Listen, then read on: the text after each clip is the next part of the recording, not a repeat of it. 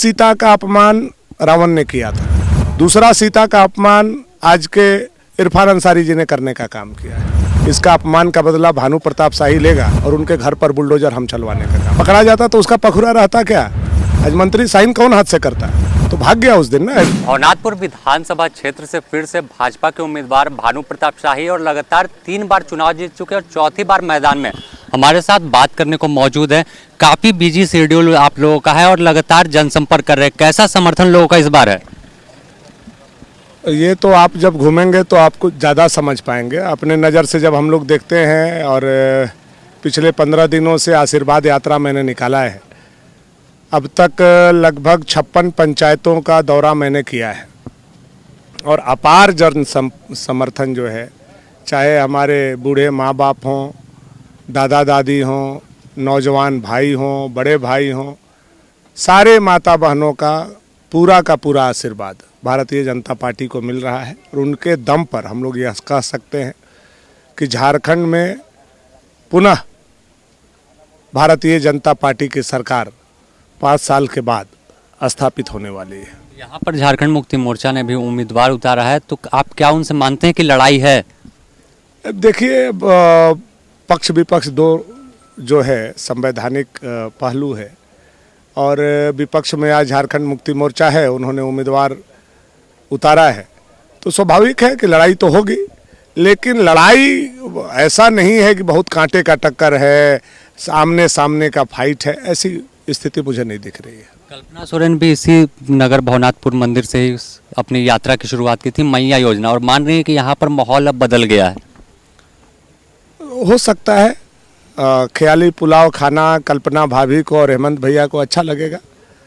वो लोग 23 तारीख तक जिस मुगालफत में रहे, लेकिन 23 तारीख के 12 बजे तक जब बक्सा खुल चुका होगा, तब तक हम लोगों की सरकार बन चुकी होगी। भवनाथपुर में कौन सा बड़ा मुद्दा आप मानते हैं कि जब आपकी सरकार आएगी, अभी तो आप विपक्ष में है, तो उसे पूरा करेंगे? सबसे पहले 2 काम हम लोगों का बाकी है, बाकी लगभग काम हम लोगों ने इतना मेहनत करके शिद्दत से पूरा करने का काम किया है।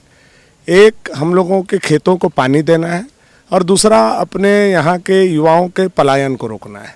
ये 2 काम पर हम लोगों का फोकस होगा। हमारी सरकार आएगी तो हम कमिटेड हैं पब्लिक से कि ये दोनों काम हम लोग करेंगे। मैया योजना को लेकर क्या कहेंगे आप? पूरे राज्य भर में प्रचार प्रसार में मैया योजना को आगे कर झारखंड मुक्ति मोर्चा और इंडिया गठबंधन चुनाव लड़ रही है। भैया ये देखिए, मैया योजना जो है ना, ये पत्रकार लोगों तक ही है। जो दीदी लोगों को मिल भी रहा है ना, उनको मालूम है कि ये 2 महीना के लिए हेमंत सोरेन जी ने हमको दिया है, चाहते तो 60 महीना दे सकते थे। तो उनको मालूम है कि ये 2 महीना इसलिए दिया है ताकि वोट हम ले सकें। तो आज पैसा दे करके, जनता का पैसा जनता को दे करके आप वोट नहीं ठग पाइएगा। ये हेमंत सोरेन जी में अगर ईमानदारी होती तो ये जब उनकी सरकार बनी थी उसी समय से यह योजना चालू कर दिए होते। तो आज हर माता बहनों को जो है 60 महीना का 60,000 रुपया मिलता है उनको, तो 2,000 रुपये दे रहे हैं। आज आप एक सोशल मीडिया पर पोस्ट भी आया है, इरफान अंसारी ने जिस तरह से बयान दिया सीता भाभी को लेकर, क्या कहेंगे उनके लिए आप? देखिए, एक सीता का अपमान रावण ने किया था, तो लंका का दहन हो गया, रावण का क्या हुआ आप लोगों को पता है।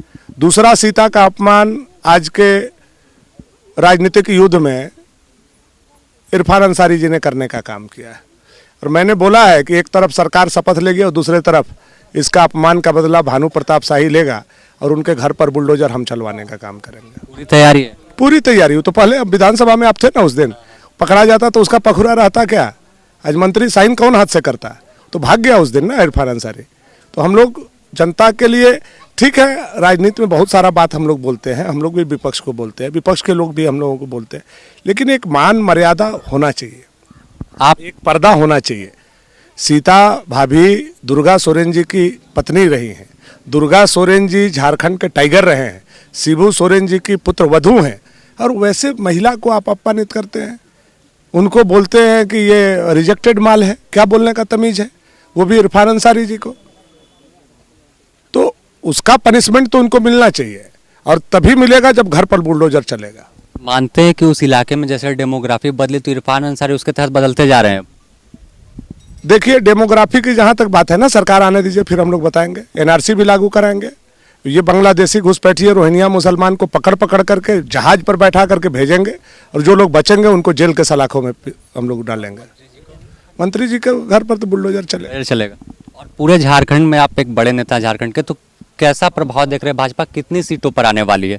नहीं, हम सीट तो नहीं बताएंगे कि कितनी सीट पर आने वाली है, क्योंकि आप लोग इसको फिर प्रचार करना शुरू कर दीजिएगा। सरकार आपकी बनने वाली है।